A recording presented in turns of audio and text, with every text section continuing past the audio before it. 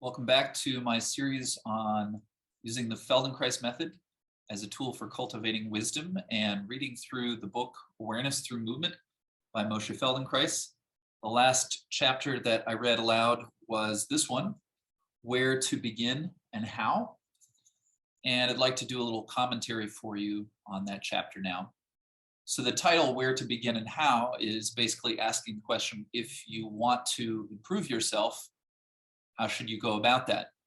So in this chapter, he's going to begin to lay out essentially his answer to that question, the basis for the actual practice of the Feldenkrais method, but he's also going to compare his approach a little bit to some of the other approaches for, calls them systems of correction, systems for improving the human condition.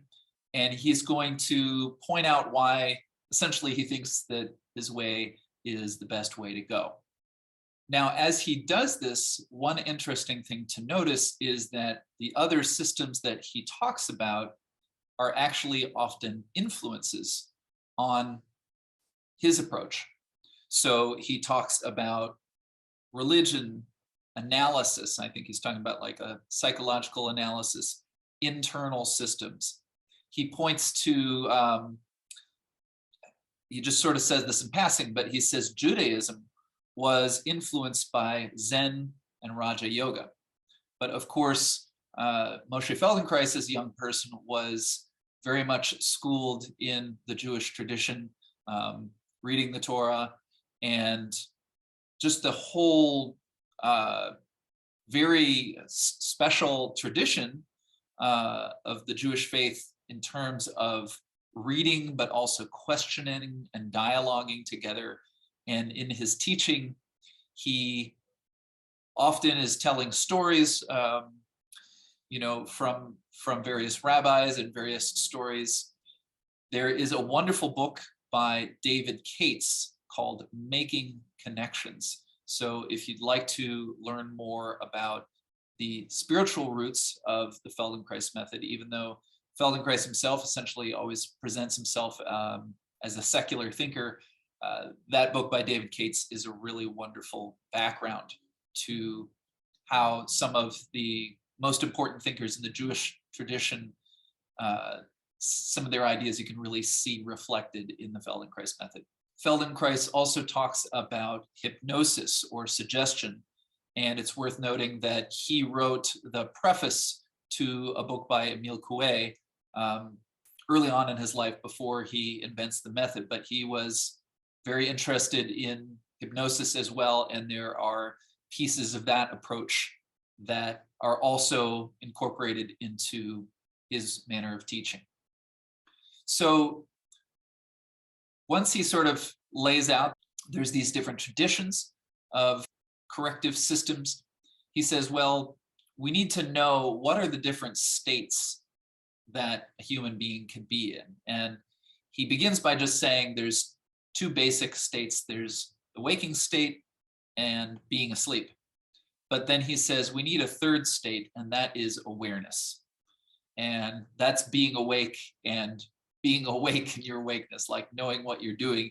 He actually says that the waking state in general more resembles sleep than awareness. And he's just talking about maybe how we typically act sort of on an autopilot, not being aware of what we do. Sleep, on the other hand, he points out, is convenient state for autosuggestion, for hypnosis. And although people have been known to fall asleep doing awareness through movement because it's often on the floor and it's very quiet and slow, he's not ever trying to get people to sleep, but there is kind of a trance-like quality that sometimes comes about when you practice awareness through movement, or it can also happen in an individual Feldenkrais session with a practitioner, which is known as functional integration. So it's a sort of state that you can come into. I've experienced this many times myself in the practice, where you're very present to particular sensations in your body, particular patterns that you're studying, but the framework of your thinking, the way your brain is working, it's just, it moves into a state that's almost sleep-like, but you're not asleep. You're you're doing this activity, but it's a very kind of, it can be, I know, calm and serene place where you're just very present to a particular sensation. It's like you're meditating into a particular part of your body or into the pattern that you're working with. However, for Feldenkrais, he's interested in working with people in the waking state.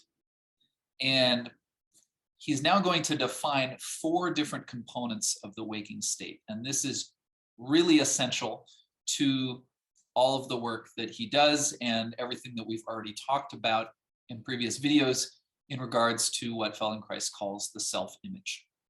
So the 4 components of the waking state are thinking, doing or acting, moving, sensing, and feeling.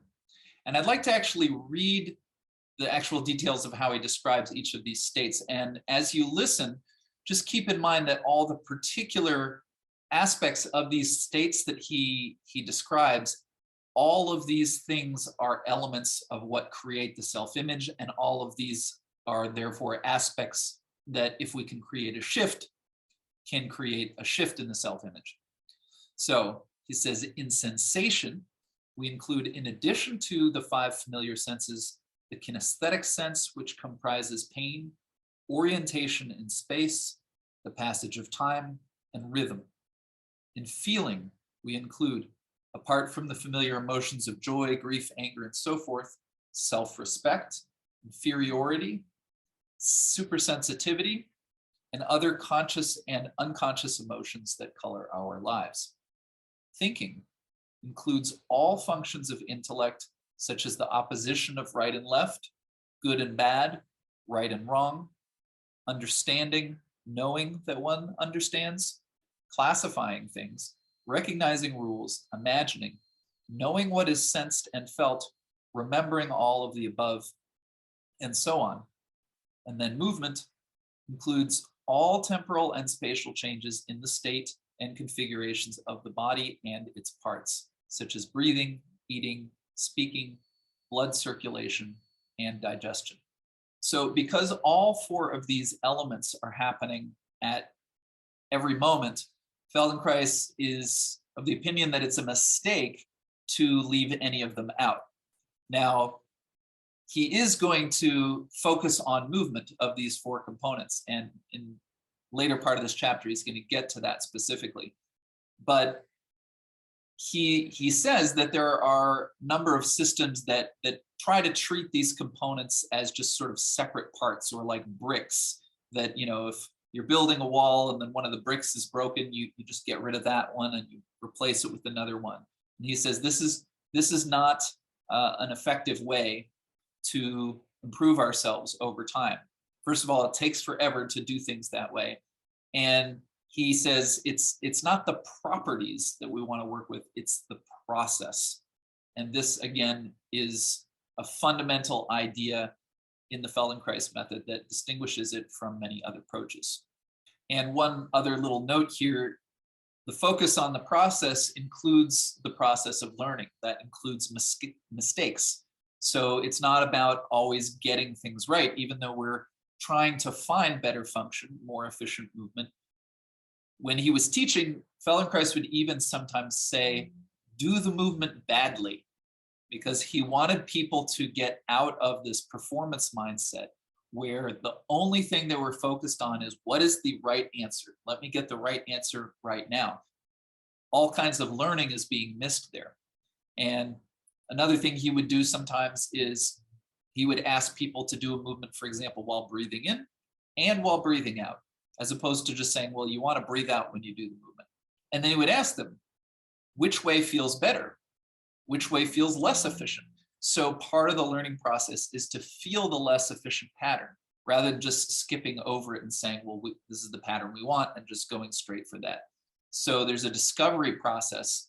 And again, it's the process that he really wants people to focus on.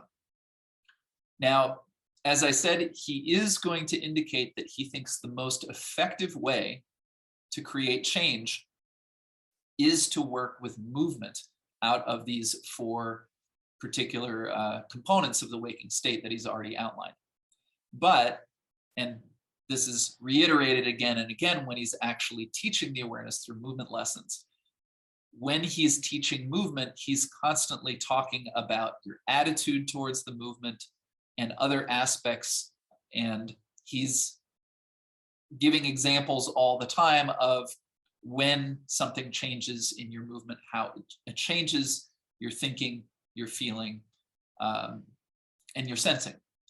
And so he's going to now give 9 different specific arguments around why movement is the best way to go in terms of actually working to improve ourselves.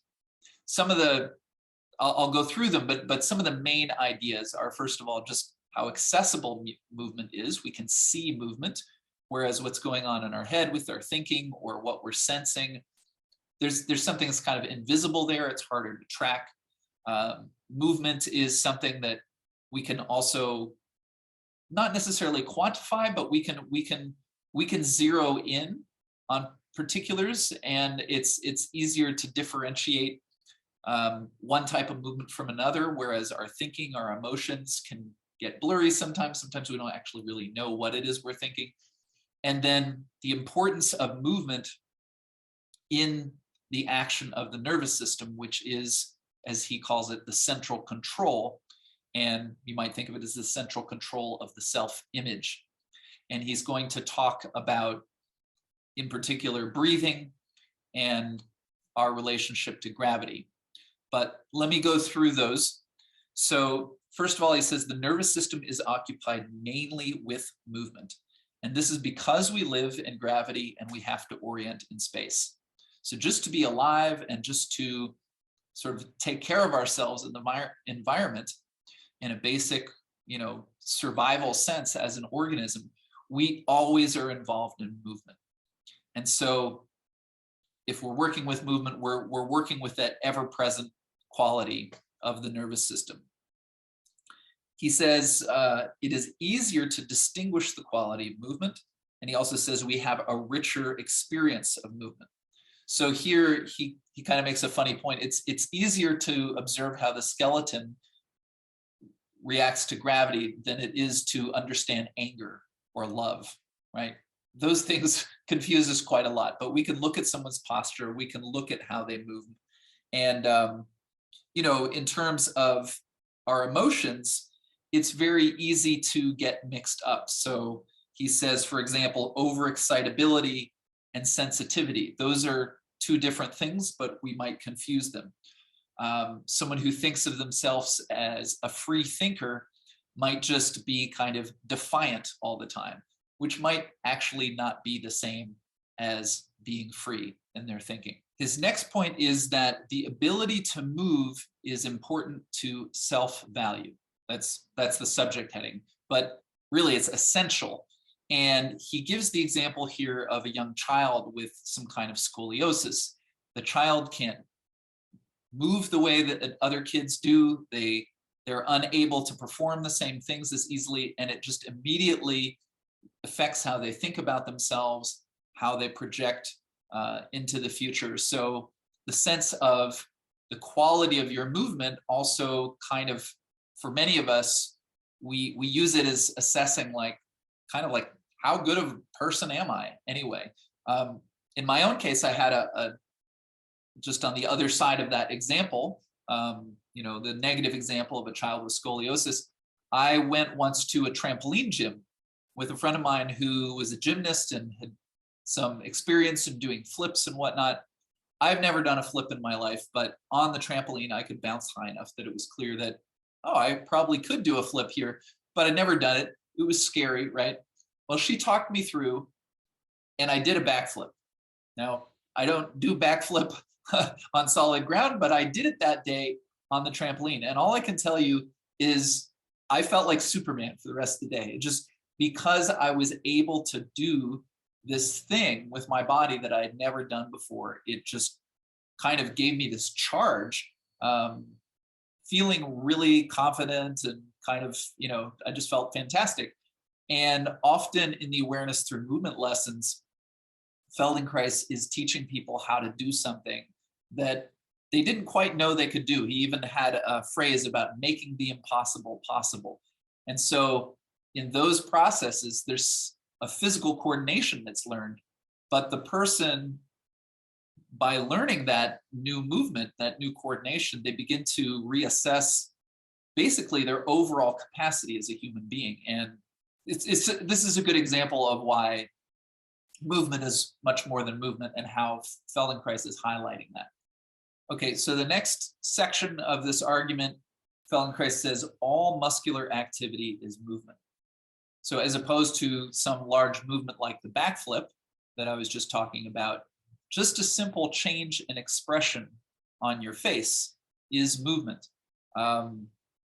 To speak, to see, even to hear a sound, because we have muscles in our ears that help us modulate how much sound comes in, especially for a loud sound. All of those things involve the activity of the muscles, and anytime a muscle is contracting or lengthening, that's movement. And Feldenkrais points out that because this is the case, the state of the musculature can help us get the sense for the mental condition of a person. So a lot of people with neurological difficulties, they may have way too much muscular contraction or not enough. So a kind of a spastic sense, or just a really like loose and, you know, unstable way of being in their body, because the state of the musculature is too intense or not intense enough. And so that isn't just in the musculature, it has something to do with the signals going from the brain to the body. And he points out, you know, you don't have to be an expert to pick that up. If you see someone on the street with some sort of issue of that kind, just about anyone can see by observing them that something's wrong there in the neurological state. So then he says, movement reflects the state of the nervous system. And again, the nervous system is always in communication with the muscles. So when, like in that example just given, someone has an issue, we can see, you know, something's up there. But also a change in movement reflects a change in the nervous system, because all of the movements we make, it begins with a signal from the brain. If we begin to move differently, this reflects some sort of internal invisible change that we otherwise wouldn't be able to track. So this ability to track is also another very important feature. As he says, movement is the basis of awareness. So something could change in the nervous system that we don't realize. It just happens internally and we don't sense it. We only sense it when the muscles begin to change, as he points out in particular in the face, the muscles related to the heart or our breathing apparatus or our digestive system. Then we can realize, oh, I'm angry because, you know, maybe I'm clenching my fist or my jaw is tightening, or I'm laughing, right? But there's these expressions of emotion or psychological states that those shifts might take place and we don't really realize what is it that I'm feeling until we feel what's going on with our muscles. Feldenkrais points out that we're capable of inhibiting action. So say you're in certain company and someone says something that you think is funny, but you realize, I don't want to laugh out loud. That actually won't come across so well. And we're capable of inhibiting that. So here, Feldenkrais points out there's different structures in the brain, and human brains have this frontal cortex that is not there in other species. And so there's one part of the brain, the sort of older brain, where things happen more quickly. And then in the prefrontal cortex, we become aware a little bit later of what's going on. We feel the state of readiness to do something, and it's already there. But that's what gives us the possibility of potentially inhibiting the action. And he says what can also happen is that something's developing inside us and we really don't know what it is. And this is when maybe a new pattern of action is forming. If we want to understand what that new pattern is, we need to repeat it enough times to make it familiar. And this is literally kind of what he's talking about in terms of refining or updating the self-image. Okay, so movement does all of these things for us. It's accessible to our awareness. It's accessible for us observing another person, and it's reflecting the state of the nervous system. So in particular, breathing is a movement. And this is the next point that he's going to make. And he says, our breathing reflects every emotional or physical effort and every disturbance. And skipping down a little bit, any strong sudden stimulus causes a halt in breathing. Everybody knows from his own experience how closely linked breathing is with every change of feeling or anticipation of a strong emotion. So there's certain awareness through movement lessons that Feldenkrais taught, which work directly with breathing in different ways, and probably talk about that eventually more specifically in a future video. But there's also a saying among many Feldenkrais practitioners that every single awareness through movement lesson is a breathing lesson. And the reason why is what I just said. As you're tracking the quality of a movement, if there's any, as he says, disturbance, it's going to disturb the breath. So you might be practicing an awareness through movement lesson that's related to walking or related to balance or related to rolling, some kind of developmental movement, doesn't matter what. In any of those situations, the quality of your breathing is something that you'll probably, at least part of the time, be explicitly asked to pay attention to and to track. And anytime you're making any kind of movement and you're kind of holding your breath or restricting your breath, that's a signal that something isn't organized as efficiently as it could be. Now, Feldenkrais takes the opportunity here to, again, comment on other systems for self-improvement. And he talks about how there are many, many systems that are designed to improve our experience through improving breathing, what today we'd probably just call breath work.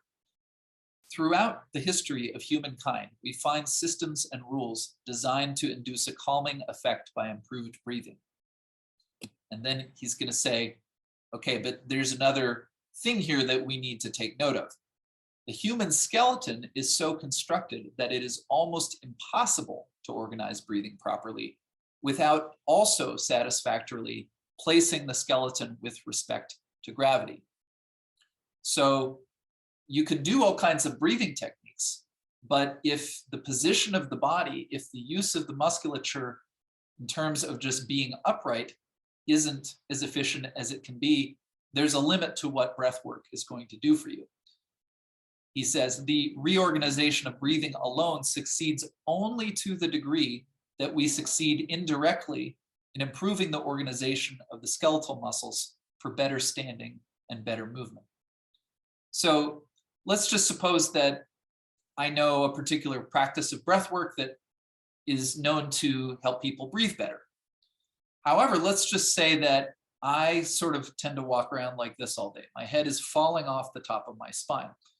Well, when that happens, when my head is falling off my spine like this, and the skeleton isn't holding it up, there's muscles in my neck that have to start working harder. And this asymmetry is putting more pressure down on one side of my chest. It's making it harder to expand this lung. It's restricting my capacity to move the diaphragm down and breathing. So I might do that practice. And what Feldenkrais says is to the degree that that breath practice might, maybe by filling my chest, might help me to find a better relationship to gravity, well, that's going to help. But if my posture is still such that I'm kind of falling down in gravity, I'm not really succeeding at holding myself up, there's a limitation to how much my breathing can improve. And essentially, you can't have ideal breathing unless you're also ideally organized in the field of gravity. The final argument he wants to make here about using movement as the main vehicle for improvement, he calls hinges of habit. And he reminds you of what he said. Theoretically, you could use any of these four components, thinking, sensing, feeling, and doing, as a means of self-improvement. But then he says, the part played by the muscles is so large in the alternatives that if it were omitted from the patterns in the motor cortex, the rest of the components of the pattern would disintegrate. To explain this further, he says, look, the nervous system can only do one thing at a time. It can't do the same thing and its opposite simultaneously. And each thing you do is not many different parts acting at the same time, and they can be switched around, but it is the sum of all of those parts. It is one unique and complex gestalt of an experience that involves thinking, sensing, feeling, and doing, and other internal processes that are below the state of awareness that you can't feel, automatic functions of the body. Change any of those things, and you've changed the whole action. You've changed the whole experience. So this is important because if I have a particular habit and the muscles play this enormous role in whatever I do, well, the habit that we're thinking of might have to do with an emotional habit or the way I think about things. But so long as my musculature is kind of held in a particular way, you might say that's the web that I hold that thinking process in, or that's the web in which I hold the way I tend to process my emotions. So he says a fundamental change in the motor basis, in other words, the movement aspect, within any single integration pattern, that whole gestalt, will break up the cohesion of the whole and thereby leave thought and feeling without anchorage in the patterns of their established routines. In this condition, in this new condition where you've changed something about the way that the body moves, it is much easier to effect changes in thinking and feeling. For the muscular part through which thinking and feeling reach our awareness has changed and no longer expresses the patterns previously familiar to us. Habit has lost its chief support, that of the muscles, and has become more amenable to change. So again, you can see that Feldenkrais's approach is holistic. There is not a separation between mind and body here. And in fact, he just thinks that to just try to work with your thinking and ignore the body, that's not going to work. And he's not talking explicitly here about systems of gymnastics, exercise. He talks about those elsewhere, but those might be thought of as systems where your attitude or your emotional state is ignored, and it's just about the mechanical procedures of moving the body in a particular way. So he's wanting to focus on movement for all the reasons that he's given in terms of the outsized role that movement plays in the nervous system and in the support of any kind of pattern in human experience, including all four of those elements. But he's always thinking of the whole, even when you're doing an activity that's described mainly in terms of how is the skeleton moving through space. So that's my commentary on where to begin and how.